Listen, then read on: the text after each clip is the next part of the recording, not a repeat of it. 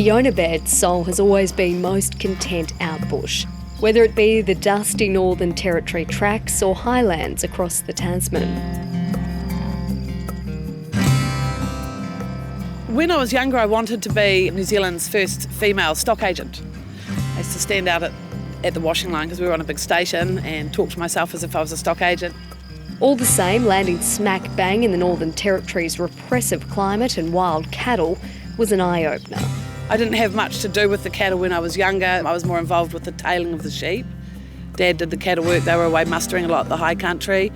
But yeah, huge difference. And the heat, of course. Can you imagine? This well-groomed, lippy, always firmly on glamour isn't exactly what you'd expect mucking in on board a live export ship. Good to see you, both. Fiona. Good to see you. How are you? Good to see you. Good to see you. Again. Beautiful. Got to have the hair high, the lips, and I try to take care of myself. I'm an old woman now, and but I feel good, and I'm feminine. I love girly things. I love fashion, makeup.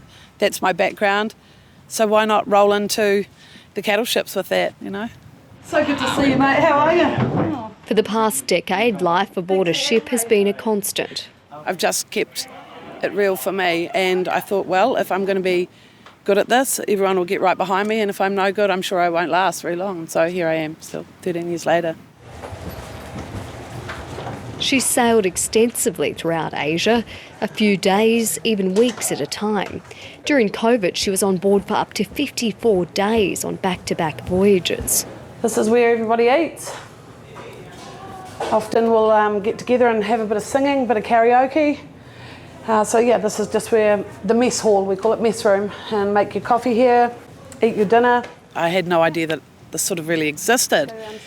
Working in the export yards, some of the exporters had mentioned to me, you should jump on a ship and give it a go. I think, we think you'd be good. And that's how I started, is they put me on a ship. I think I can't remember now if it was 26,000 a head up to Jakarta and Panjang. But how she came to be on deck wasn't your usual recruitment drive. And it was an unusual proposition. So I loaded from the export depot, and then everybody from the yards and the vets and all my mates came down to the wharf to see me off. They brought a box of beer, and it was a big event. A girl going on a boat back then, a young girl. And while she was very much the Lone Ranger as a female stocky, she learnt to hold her own amongst what could be up to 100 blokes. I've been on boats where the captain wouldn't even converse with me.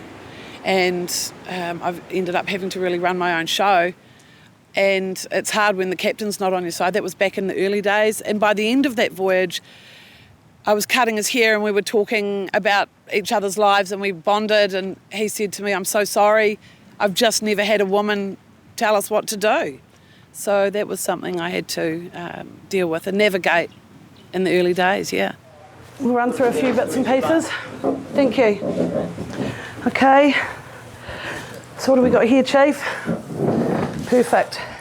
On board, preparation is everything. Once at sea, help and port is a long way. This one. Yep. Excellent. Okay. Okay, great. Yep, and we've got our space on each deck for our hospitals. Perfect. It's looking good. Being a nice load. Living at sea isn't for everyone, but the stockies make it as homely as possible. This is the cabin for the stockman. Obviously, this is my trusty bunk. Oh, I see they've put a new mattress on for me. You beauty.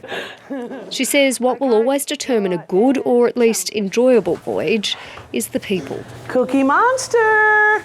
Sorry. Woohoo! Cookie! How are you? Great to see you. How are you?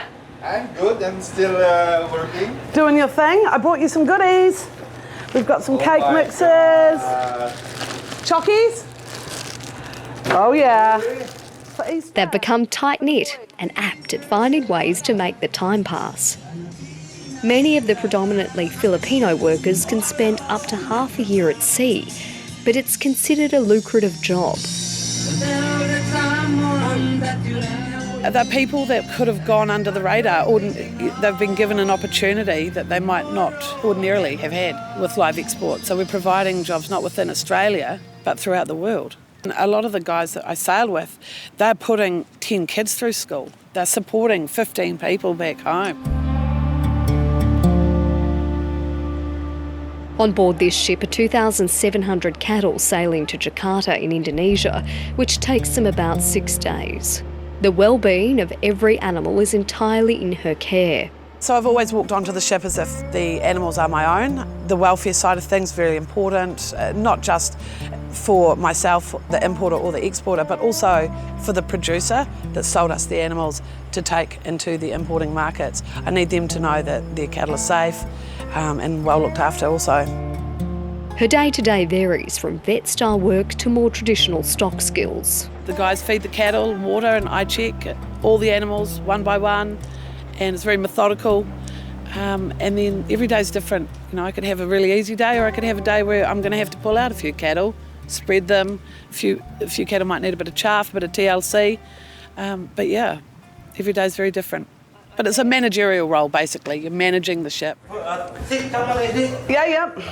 The buck doesn't stop on board either. At the other end, a smooth unload is also under her domain. Yeah. It isn't without hazards. Wild weather, remoteness and pirates, all a very real threat. Through the Basilan Strait, a lot of the ships that go up into the Middle East carry an armed guard. They're going through pirated areas. I've had experience in my early days up in Sumatra, just young guys coming on board wanting to take the aluminium.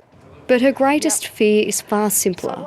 One thing that I worry about is getting sick on the boat if something happened to me. I have been on board where someone has actually passed away from sickness, a crew member, and it was scary. It was really scary. She says it was once a far more dangerous and unsupported job, but changes are afoot, with better access to affordable insurance and conditions for stockies. But it isn't an industry without its challenges, particularly around animal welfare concern. In 2011, they prompted the trade to be halted overnight. What was sad was seeing the importing staff. They were devastated. You know, during my time in this industry, I don't think I've met a cruel person, but I have met people that have had a bad day, and I think there's a huge difference. And so I've been lucky to see such amazing change since 2011 as well. She says she can categorically stand behind the trade and is proud of how much has been done to ensure animal welfare. The biggest myth of Australian live export is that the ships are death ships, which they are absolutely not, and that would just be bad business to put animals on a ship to just die. I think people are absolutely the wrong idea about the actual vessels, and I wouldn't tolerate it if it was. I would be saying something, doing something as much as I could if it was like that, and it's not. Not one to stop when not at sea, she spends her free time on another passion, fashion. She's even started her own label, Apple Tree Flat, stemming from the loss of her father. It started initially because my father had the melanoma. I wanted to cover myself up a bit more. I wanted to offer women something a little bit more feminine to cover up the décolletage. Making things like shirts and kerchiefs was also a chance to create employment for the many women she'd met working in Asia that sorely needed employment.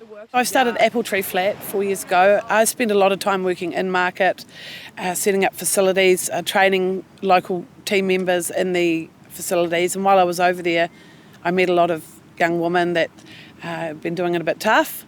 My team are just girls that would have been unrecognised otherwise, and I'm so proud of them. Oh, I'm getting emotional. Sorry. She's a woman all about lifting others up, whether it be in the sewing chair or cattle pen. And what's perhaps most heartening is how much she says equality has permeated the ranks. And I mean, I'm not everyone's cup of tea, but the people that have surrounded me and mentored me and supported me, I've had the best in the business. So I've been very lucky from the day dot. As for parting wisdom to anyone thinking of getting on board, no one drops lip, we just get it done, yeah. So I think you definitely do need to be a special breed, yeah. Just whatever, I'm happy with whatever, I can't wait. a dynamo of optimism who has really found her calling. Maybe not as that New Zealand stock agent, but a mighty force all the same. I would say to any young woman who's really just battling to make it right now, just chill out and get some experience and make a few stuff-ups and you'll get to where you need to be. Well, I'm packed up, ready to go. The bed can't even get cold around here. The next stockman's on already and he's loading, so it was great to see him. Just finishing my cleaning. It was a great voyage. Nil mortality, which is completely normal. Cattle came off looking really good. The Indonesian guys are going to take it from there. And I'm getting ready to jump on another one. In the meantime, I've left my friend Nolio, the stockman, a little note in the shade of coral. Cheers, everyone.